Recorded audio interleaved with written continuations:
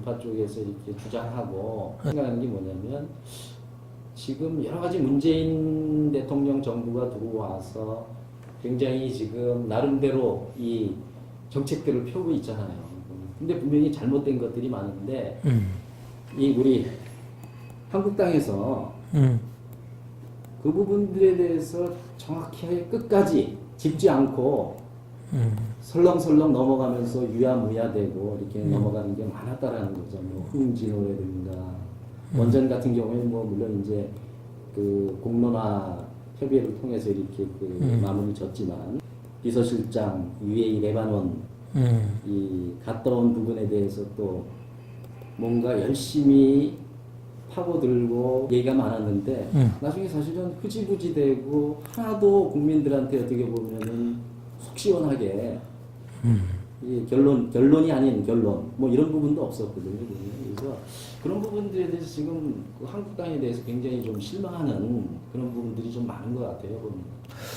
그래서 저도 한국당 당원이고 또 한국당에서 과거에 당직도 했고 그래서 지금 당에 대한 애정을 갖고 있는데 최근에 우리 이제 유권자들을 만나고 시민들을 뵈면은 아까 우리 정 기자님 말씀하셨듯이 그런 걱정을 해요. 야당이 야당다워야 되는데 어떻게 비판 능력이 떨어지고 정부의 실정에 대해서 더 강도 있게 또 당원들만 상대로 하지 말고 좀 장애로 나와서 싸울 땐 싸우고 이런 모습이 있을 때 분열된 보수도 단합하고 이렇게 나가는 거 아니냐 이런 의견들을 많이 냅니다. 저도 그렇게 생각합니다. 그래서 이제 홍준표 체제가 들어선 이후로 또 원내대표도 뽑고 또 최근에 이제 당협위원장들 거의 정리가 돼가고 재공모하고 있는 시점인데 이것이 완료가 되면은 저는 과감하게 투쟁을 하려고 봅니다. 근데 공심위가 뜨면서 바로 이러한 어떤 당의 투쟁 노선에 맡아가지고 홍준표 당대표가 오늘 이야기했잖아요. 신년 기자회견 당사에서 과감하게 투쟁할 수 있는 좌파의 홍준표 아까 당대표 말에 의하면 좌파의 어떤 뭐 광풍을 막을 수 있는 그런 투쟁을 하겠다. 뭐 이렇게까지 이야기를 하고 그리고 평창 올림픽도 걱정이 되고 뭐 이런 이야기를 하는 걸 봐서 저는 이제 당협위원장이 마무리되고 공심위가 뜨고 이제 공천 전국에 들어가면 바로 이러한 투쟁에 동참하고 홍준표 대표가 과감하게 정부를 비판하는 노선을 추종하고 같이 함께 할 수 있는 그런 노선과 그런 정책이 나올 것이다. 이렇게 기다리고 있습니다. 그러나 지금까지는 말씀하셨듯이 굉장히 걱정들 많이 해요. 예를 들면 지난번에 뭐 원전 문제 또 아까도 얘기했습니다만 임종석 비서실장이 레바논 갔다 오고 이런 문제 또 뭐 탄적인 문제 이런 거에 대해서 조금 더 야당이 좀 국정조사도 요구하고 국회에서 투쟁을 해서 국민의 알 권리를 충족해야 되는데 좀 많이 부족했다. 왜 그러는 거냐? 이래서 선거 어떻게 치르느냐? 과연 이래가지고 야당이 가진 재산이라는 건 명분과 그런 투쟁성밖에 없는데 이렇게 투쟁력이 약해가지고 지방선거가 되겠느냐? 걱정이 큽니다. 그래서 저도 요로요로에 이런 이야기를 하고 글도 써서 전하고 있습니다만은 저 오늘 홍준표 대표 기자회견 한 거 보니까 결기가 보이고 이제 때가 되면 곧 그렇게 당을 투쟁 모드로 전환해서 지방선거에서 문재인 정부의 실정에 대해서 과감한 반기를 들고 비판을 하고 합리적인 대안을 만드는 그런 국면으로 갈 것이다. 그 시기가 멀지 않았다. 저는 그렇게 봅니다. 네. 평창 올림픽 관계도 저도 많은 부분들이 얘기해 주시니까 너무 북한에 끌려다니고 북한과 어떻게 보면 코드를 너무 이렇게 맞춰서 가는 게 아니냐 우려하시는 분들이 많거든요. 특히 우파 쪽에서는. 저는 그 부분은 대단히 잘못됐다고 봅니다. 과거에 말이죠. 우리가 북한과의 화해나 평화를 위해 가지고 9번인가 한반도기를 같이 공동으로 합의해서 한 적이 있어요. 98년부터 2000년도까지는 그럭저럭 이해를 했어요. 그렇게 해도. 왜냐하면 그 당시는 북한이 핵실험을 하고 미사일을 쏘지 않았어요. 그러나 그렇게 해주고 우리가 북한이 원하는 대로 다 왔지만은 그 이후에 계속 핵을 개발하고 5차 핵실험까지 하고 미사일 개발하고 그런 증거예요. 그러면 뭘 의미하냐. 과거에 우리가 합의하고 이렇게 노력했던 것이 다 수포로 들어갔다. 북한은 위장 평화 공세로 그런 걸 써먹었지 결코 진정으로 한반도의 평화를 위해 가지고 우리가 원하는 그런 방향으로 나오지는 못한 거예요. 햇볕 정책도 다른 면이 있고 북한의 그런 주민들한테 외부의 정보를 흡입시키는 그런 긍정적인 측면도 있지만은 우리가 지원한 그런 물자들이 핵개발, 미사일 개발에 쓰였다는 그런 부정적인 측면을 우리가 부인하면 안 됩니다. 그래서 지금은 엄연히 북한 핵 문제가 우리 생존권을 옥죄고 있는 거 아니에요. 그럼 이 시점에서는 지금 동계올림픽은 대한민국의 헌법 정신에 의해서 대한민국의 태극기를 가지고 정체성을 고양하고 대한민국의 선진국을 갈 수 있는 디딤돌 역할을 해야 되는 그런 올림픽인데 어떻게 북한 체제의 선전장이 될 수 있는 그런 위험성이 많이 있습니다. 많은 국민들은 모르겠어요. 저런 걸 보면서 과연 저 올림픽을 통해서 우리가 얻는 게 무엇인가? 과연 우리가 생각한 대로 남북 대화를 통해서 평화가 오고 북한 핵을 포기할 것인가? 이런 환상을 가질 겁니다. 과거의 그런 사례를 보고 우리 빅데이터 왜 분석합니까? 그럴 가능성 없어요. 제가 보기에는. 그걸 무엇보다도 대한민국은 분단 국가고 분단 국가에서 우리 스스로 외교력과 우리 대화만 가지고 풀리는 거 봤습니까? 한반도 주변 정세는 복잡합니다. 미일 중로의 그런 협조와 관심이 없이는 되는 게 없는 나라예요. 특히 한미동맹이 굳건하지 않고는 대한민국 한 발자국도 갈 수가 없어요. 그러나 문재인 대통령이 한번 이번에 대화를 통해서 해본다니까 미국도 한번 해봐라 하고 기다리고 있는데 그럼 엄격히 따지면 미국이 큰 기대를 하겠어요? 과거의 그런 북한 행태를 봤을 때. 그래서 이번 동계올림픽이 북한 체제의 선전장이 돼가지고는 크게 잘못된 올림픽이 될 것이다. 오히려 저는 그런 걸 경계하고 국민들한테 북한이 진정으로 변하는 것이 무엇이냐. 대화를 한다고 했으니까 하되 핵 문제, 미사일 문제 단호하게 이야기해가지고 말을 안 들으면 철수하더라도 우리 입장을 과시해야 된다. 그렇게 안 하고 지금처럼 북한이 원하는 대로 다 해준다는 것은 잘못된 것이다. 역사에 큰 죄를 지을 수가 있다. 북한 핵 문제는 이제 정말 심각한 문제가 됐습니다. 우리가 다른 무기가 아무리 우수해도 북한 핵에 인질이 되어 있기 때문에 한미동맹이 균열되면 대한민국의 안보는 변할 것이 있다. 저는 그렇게 보는 겁니다. 그러면 뭐 단적으로 그러면 왜 문재인 정부에서는 그렇게 생각을 하지 않을까요? 그건 여러 해석이 있을 수 있어요.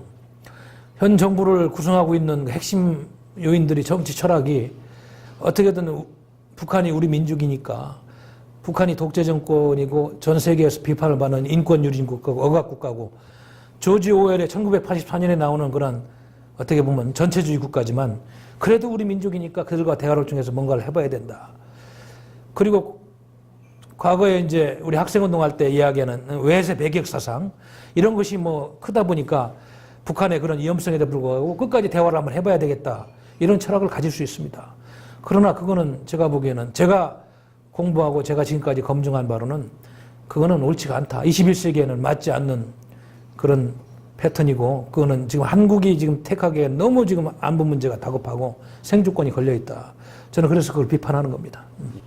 그 지방선거 때 개헌을 추진하고 있지 않습니까? 그렇습니다. 그 지금 개헌 추진 방향이 제대로 지금 가고 있다고 봤어요. 왜 그러냐면 얼마 전에 이 자유한국당하고 또 여당 야당들이 서로 어떻게 보면은 그 개헌안에 대해서 일부 지금 특이한 부분에 있어서 그거를 같이 조율을 해서 한번 발표를 했는데 그게 조율을 했음에도 불구하고 일반적인 보통 상식선에서 일반적인 사람들이 생각하지 못했던 그런 어떤 부분이 좀 노출되기도 했거든요. 그 일례로 하나가 자유민주주의에서 자유자를 뭐 뺐다라든지 뭐 기타 등등에서 이런 어떤 그 볼멘 소리들이 좀 나오고 있어요. 보면. 그래서 지금 개헌 추진 특위에서 추진하고 있는 그런 방향이 같이 여야가 공동을 하고 있는데 지금 제대로 돼가고 있다고 생각했어요? 아니 뭐 작년에 제가 중앙 언론에서 정치 평론을 많이 할 때 이 문제 가지고 정치 평론을 많이 했습니다. 그래서 그 당시 내 기억이 나요. 모든 대통령 후보들도 탄핵이 된 이후에 개헌은 해야 된다. 그래 6월 지방선거 때 투표를 하는 것이 맞다. 그렇게 이야기들을 하셨어요. 제가 기억하기로는 큰 조건이 있었어요. 우선 이제 권력구조 개편을 일단 크게 합의를 하고 나머지 이제 우리 민주주의 어떤 민생 문제라든지 자치생활권을 확대하는 쪽으로도 디테일하게 논의를 한다. 그런데 이제 권력구조 문제는 지금 현재 보니까 어떻게 보면 여야 간의 그런 특위에서 다뤄지는데 큰 화두가 안 되고 지금 문재인 정부가 준비하고 있는 그 독자적인 헌법안에 대해서 야당이 비토하고 안 된다고 이러면서 갈등을 빚고 파행을 하고 있는 겁니다. 아까 말씀하셨듯이 우리 헌법 정신의 가장 기본 큰 기둥인 자유민주주의를 자유죄를 뺀다고 그러는데 그건 아니죠. 그거는 작년에 합의할 때 그런 이야기는 없었고 그거는 나도 동의를 못 하겠더라고요. 자유민주주의 체제에서 자유자를 빼면은 그게 사회민주주의입니까? 인민민주주의입니까? 아니면은 무슨 민주주의예요, 그게?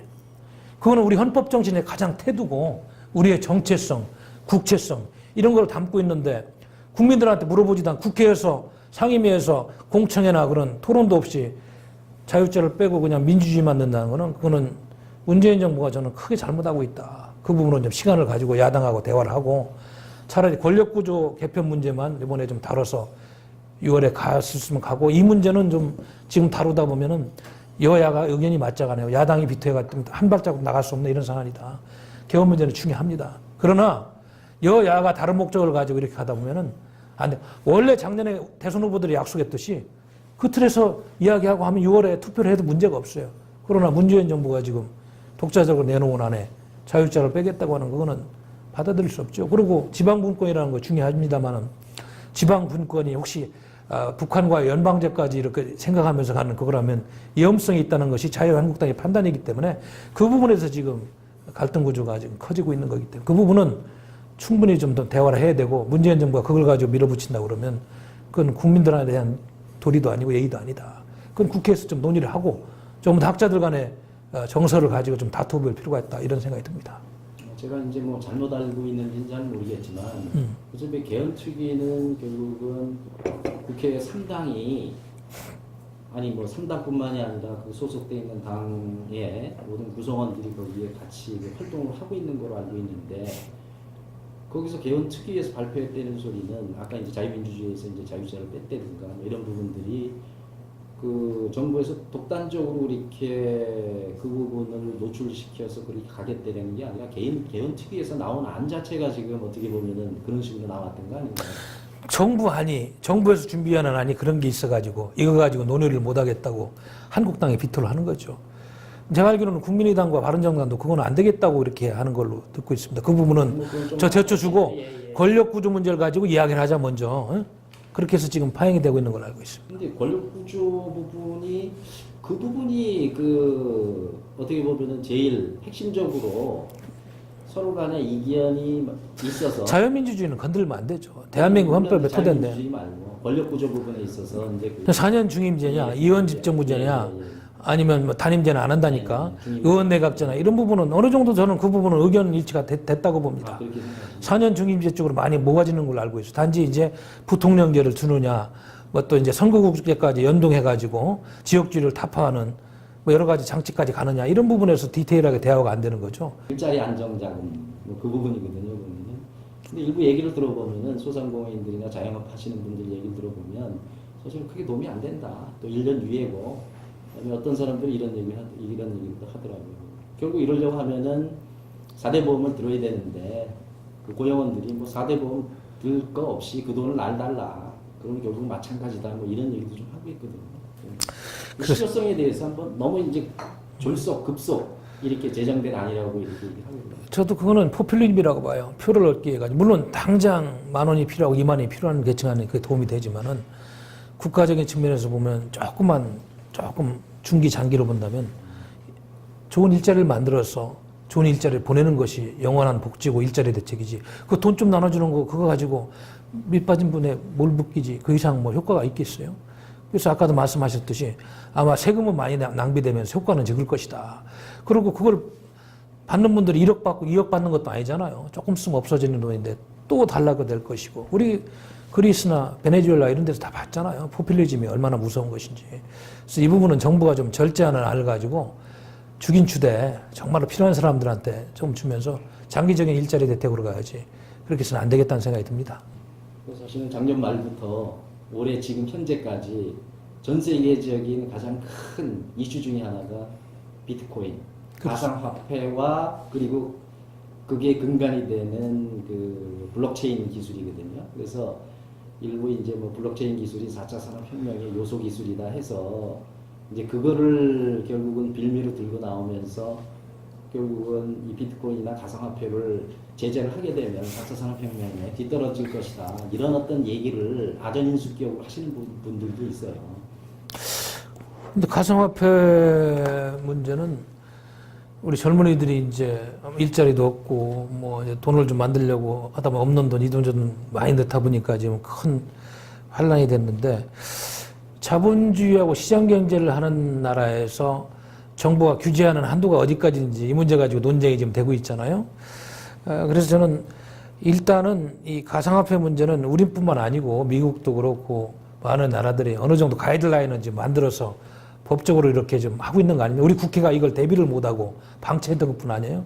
금감원이나 금융위원회에서 미리 준비해가지고 해내야 되는 게 정부가 잘못한 측면이 있고 젊은이들만 탓할 수 없습니다. 그래서 지금이라도 무조건 억압할 게 아니고 가이드라인을 선진국 걸 벤치마킹해서 젊은이들과 대화하고 전문가들하고 국회에서 빨리 좀 만들어서 피해를 최소화하면서 시장 경제의 원리를 보완할 수 있는 이런 방향으로 가야 되고 4차 산업혁명의 기술이 여기에 접목되어 있기 때문에 그런 부분까지 뭐 억압하면서 이거를 다 폐쇄하고 그럴 필요는 없지 않겠어요. 이 부분은 앞으로 미래의 먹거리가 또 관련이 있을 수 있기 때문에 아까도 말씀 피해를 최소화할 수 있는 방향으로 빨리 가이드라인을 만들어서 정부에서 좀 적정할 수 있는 개입을 해야 되겠다. 그렇지 않으면 지금 이게 어떻게 불똥이 치고 얼마나 많은 피해자가 나올지 모르잖아요. 물론 돈 번 사람도 있겠습니다만 그런 측면에서 사회 안정적인 측면에서 젊은이들도 너무 큰 기대하지 말고 열심히 일해서 버는 걸 원칙으로 하고 이렇게 로또 당첨되듯이 너무 뭐 일확천금 꿈꾸고 이런 건 잘못됐기 때문에 적절한 규제는 필요하다고 봅니다. 규제가 있다라는 조건 하에서 찬성하시는 쪽이네요. 그렇죠. 네, 규제는 필요합니다. 왜냐하면 시장 경제하는 나라에서 우리가 자본주의를 포기하지 않는 한은 그건 어떻게 할 수가 없어요. 시민들의 권리예요. 그건. 아까도 자유자라는 걸 내가 말씀드린 게 그런 차원입니다. 굉장히 중요한 거죠. 자유라는 건. 가상화폐의 사실은 주층이 20, 30대가 그러니까요. 60%가 되고 그래서 걱정하는 거예요. 그러니까 일부 치우친 그런 어떤 특정 계층들이 투자의 개념을 넘어선 묻지마 투기 형식으로 가고 있기 때문에 이제 그 부분을 제가 우려하는 것 같아요. 그래서 제가 이제 뭐 총론도 그렇고 강론 대전 쪽에 대해서 좀 여쭤봤고요. 혹시 뭐 대전 시장 출마를 하실 예정이시니까 지금 서로 말씀 나눈 것 중에서 혹시 타치되지 않은 부분이 있으면 뭐그 부분 중에서 한번 코멘트를 좀 해주시고. 그 새로운 시대는 새로운 인물이 만드는 겁니다. 그리고 새로운 사고를 가진 사람들이 새로운 디저트를 만들고 정치 문화를 만들 수 있는 거예요. 과거의 패러다임에 안주하고 변화를 거부하면은 미래는 없는 거예요. 특히 대전은 지난 20년 동안 이제 그 정도면 충분합니다. 이제는 새로운 인물, 역동적인 그런 시장을 뽑아놓으면서 대전을 좀 바꾸고 미래의 꿈을 만드는 그런 도시가 됐으면 좋겠다. 그 말씀만 제가 마지막으로 드리겠습니다.